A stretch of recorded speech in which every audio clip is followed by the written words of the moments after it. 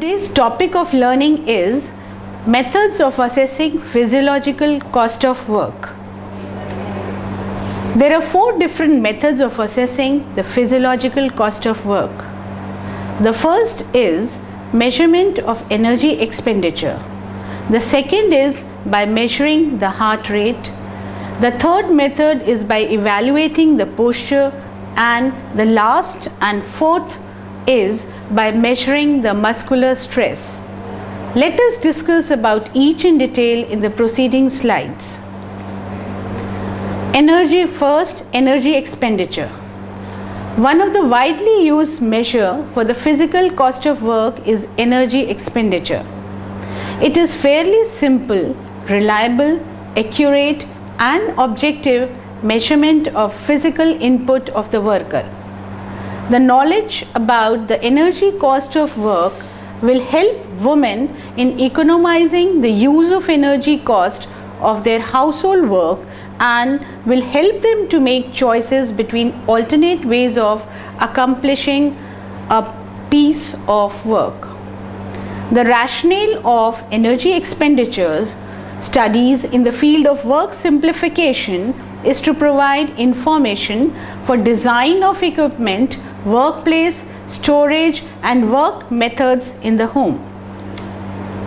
The energy expenditure is measured by 3 ways, that is, A. By measuring the total heat given off by the body, B. By measuring both oxygen consumed and carbon dioxide produced, and C. By measuring only oxygen output. The first method of energy expenditure is by identifying the amount of heat produced within the body. The chemical energy that is taken into body in the form of food is converted into heat by body tissues and muscles. Within limits, the expenditure of energy increases with the work done and can thus be used as an indicator of cost of work. The caloric equivalence may be calculated in terms of cubic centimeters or liters of oxygen per liters of oxygen used per minute, since oxygen consumed is directly proportionate to the heat produced. The energy consumed is measured in kilocalories. The value of calories of work can be obtained by working out the differences between consumption of energy while working and under resting condition.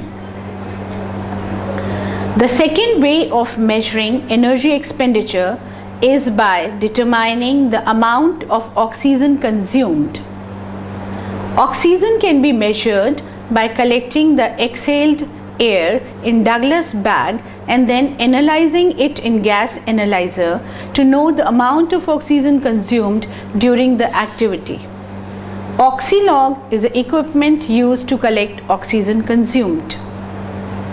The third way of measuring energy expenditure is by knowing the oxygen consumption rate, that is OCR. The physiological cost of work is also expressed in terms of oxygen consumption rate. Heart rate is the second method of assessing the cost of work. Heart rate is expressed in terms of beats per minute. At rest, the heart rate in normal individual is about 70 beats per minute. This is used because within certain limits the heart rate rises in direct proportion to energy consumption. Heart rate monitor is the instrument used to measure heart rate. Working posture is a third method of assessing the physiological cost of work.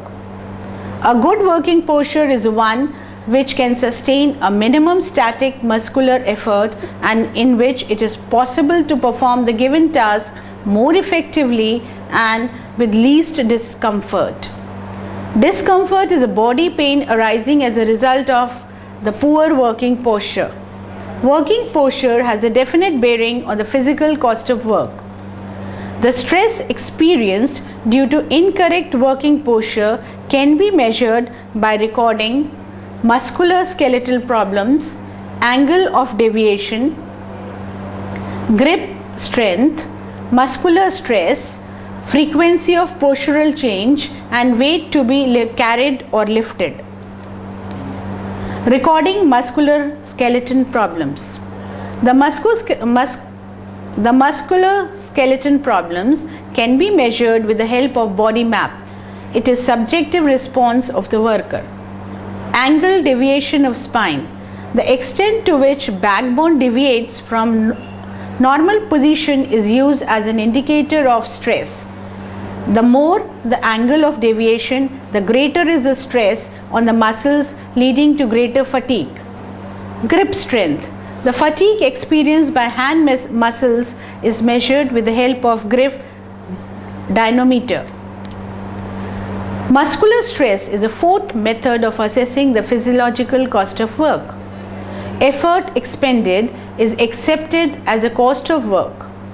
Hard work requires greater effort to perform it. Effort is expressed in muscle tension.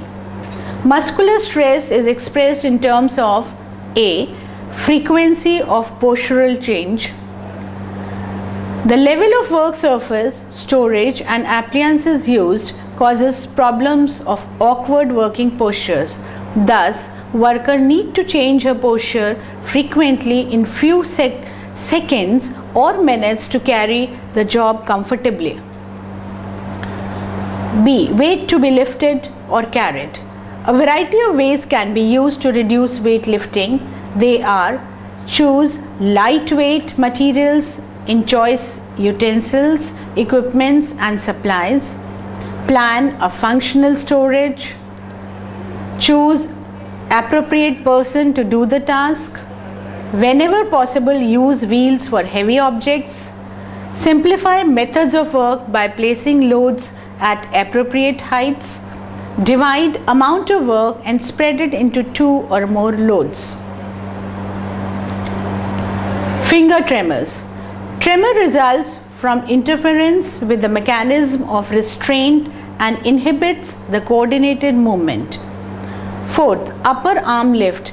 The measurement of upper arm lift also provides an indirect assessment of amount of static work for the arms in certain working positions, especially when people are working on counters of various height.